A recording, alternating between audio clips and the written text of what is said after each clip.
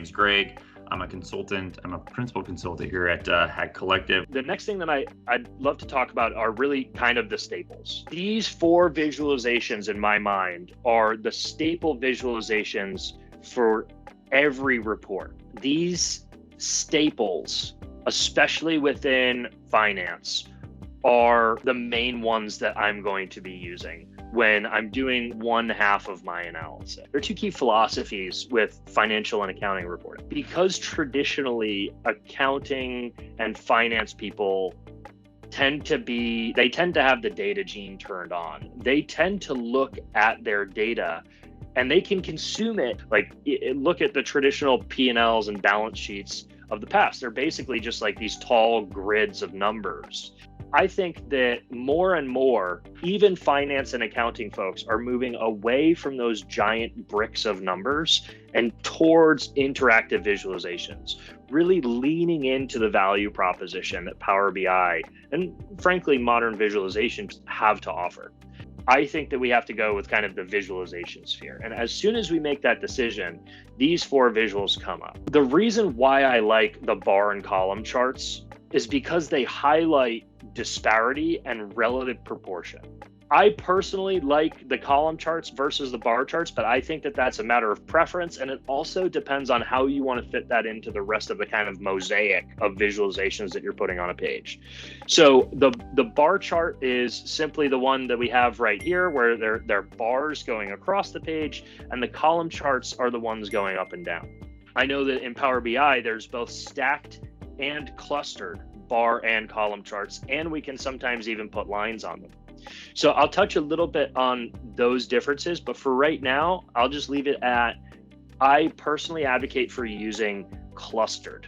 I don't like when those bars are stacked on top of one another, or especially when they're stacked on top of one another and it's the 100% stacked version. The reason why I don't like those is because it becomes very difficult to tell the difference between something like 15 and 25%. Typically in financial reporting, the difference between 15 and 25%, say, profitability for a company, that's extremely large. I think that it is important to have every single thing that I'm looking at be equated to an axis. Every visualization should clearly communicate all of the information that I'm showing. So if it's showing something and it's not quite clear what that is, I either need to remove that aspect or I need to pick another visualization to highlight it separately. I think have a responsibility as report builders to ensure that the things that we're putting in front of people are clear.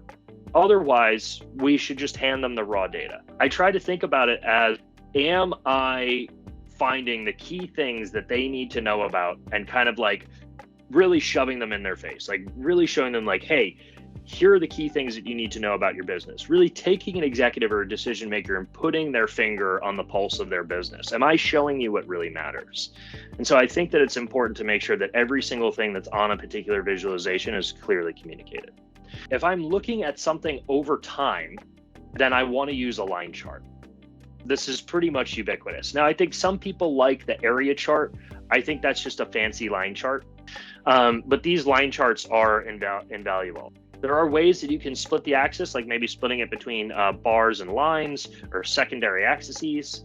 One of the things that I do actually find useful, and this maybe is crazy, is when I'm just trying to compare the relative flow and not the actual numbers, I will sometimes take one number and just multiply it by an arbitrary value and then turn the numbers on the axis off. And so it's important that I not leave the numbers on the axis. If I'm just showing how 2 numbers are varying with one another, I can still communicate valuable information. I can say, hey, look, our margin went up, our costs didn't go up. That means, we increased our price and now we're seeing a whole lot less units being sold on a weekly basis. That tells us that, we probably exceeded the demand for items at that price.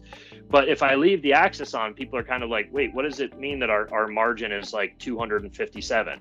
So it's important that if you're going to do something like a kind of like a custom relative line chart, you make sure that you turn the axis off and that you clearly communicate that with a note or in the title of the visualization. And then last but not least, I think that the scatter plot is the one that gets the least amount of love. I obviously am a little bit biased coming from a mathematics background. I think that the scatter plot is one that can really give you a lot of information if you can learn how to read them. So what a scatter plot does is it takes two dependent variables, and it plots them against broken out over some independent variable.